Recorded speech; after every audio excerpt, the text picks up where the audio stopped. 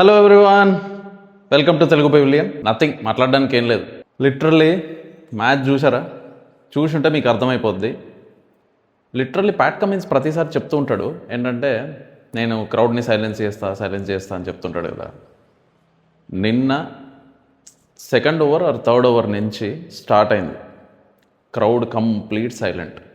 మళ్ళీ 10th ఓవర్లో ఒక్కసారి 3 వికెట్స్ సక్సెషన్లో పడ్డాయి కదా, చాలా 5-6 రన్స్ తేడాలో 3 వికెట్లు పడ్డప్పుడు మాత్రం మళ్ళీ ఒక్కసారి క్రౌడ్ వాయిస్ వినిపించింది. తర్వాత మళ్ళీ సైలెంట్. అస్సలు ఐ నెవర్ థాట్ నిజంగా మ్యాచ్ గెలుస్తుందని నేనైతే అనుకోలేదు. ఎందుకంటే క్లోజ్ దాకా వచ్చి ఓడిపోద్దేమో, ఎందుకంటే చాలా బెటర్ బౌలర్స్ ఉన్నారు. Bumrah, Boult, Ghazanfar spinner, Afghanistan spinner, Hardik Pandya, ఇంత మంచి బౌలర్లు ఉన్నారు కదా. మేబీ ఇట్ ఈస్ కొంచెం టఫ్ ఏమో మన వాళ్ళకి.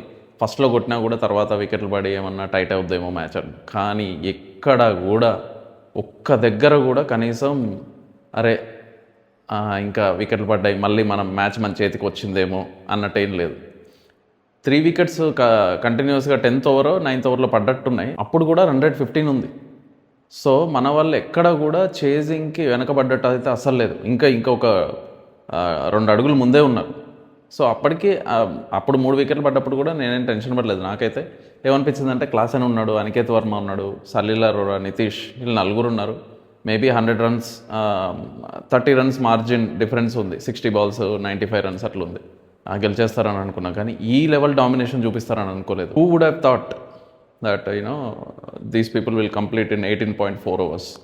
It's literally amazing match. Stadium విషయానికి వస్తే ఆల్రెడీ చెప్పాను కదా, లిటరల్లీ అమేజింగ్ మ్యాచ్. అసలు ఎవరిని పొగడాలో తెలియట్లా.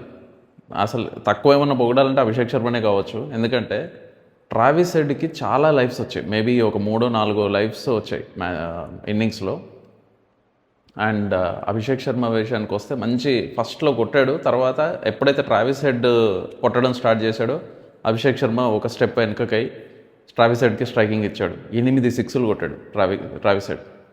అనుకుంటూనే ఉన్నాం, ఆ అవతల సైడ్ బ్లూ జెర్సీ మనోడు అసలే బ్లూ జెర్సీని చూస్తే ఆగడు, ఈరోజు ఫామ్లోకి వస్తాడు అని అనుకున్నాం. పిచ్చి కొట్టాడు, మామూలుగా కాదు.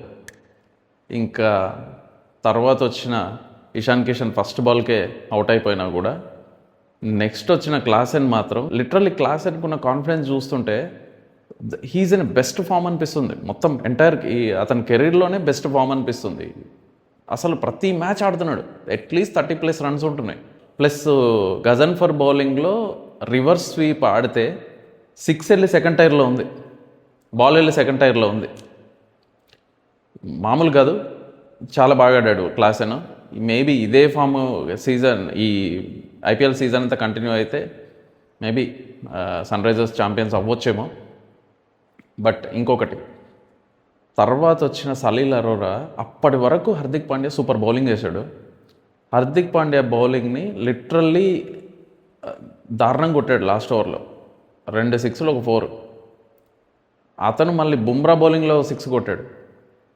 సలీల్ అరోరా 10 balls 30, 300 స్ట్రైక్ రేట్తో కొట్టాడు. ఆ కాన్ఫిడెన్స్ మామూలుగా లేదు. మ్యాచ్ అయిపోయిన తర్వాత ఇంటర్వ్యూలో హెన్రిక్ క్లాసెన్ అన్నాడు, సలీల్ అరోరా అడిగాడంట, can I finish the match అని. గో హెడ్ అని చెప్తే అతను అట్లా ఆడాడు. అతని కాన్ఫిడెన్స్ కూడా చూస్తుంటే Salil Arora is a permanent player అయిపోయాడు. ఇంకా ఇప్పుడు కొంచెం అటో ఇటో ఎవరన్నా బ్యాట్స్మెన్ ఫామ్లో లేరు అని అంటే కొంచెం అనికేత్ వర్మనే. ఎక్కువ ఛాన్సెస్ రావట్లేవు, బట్ అనికేత్ వర్మ కూడా ఫామ్లో ఉన్నాడో లేదో అనేది ముందు మ్యాచ్ల్లో తెలుస్తుంది. కానీ మనం 5 మ్యాచెస్ విన్నాం. సన్ రైజర్స్ 100 మ్యాచెస్ విన్ అయ్యారు ఓవరాల్గా. సో ఓవరాల్గా చూసుకుంటే మనం మ్యాచ్లు విన్ అవ్వడానికి మెయిన్ రీజన్ మాత్రం ఇషాన్ మలింగా ఈ 5 విన్ అయిన మ్యాచ్ల్లో చూడండి ఎక్సలెంట్ పర్ఫార్మెన్స్ ఇచ్చాడు.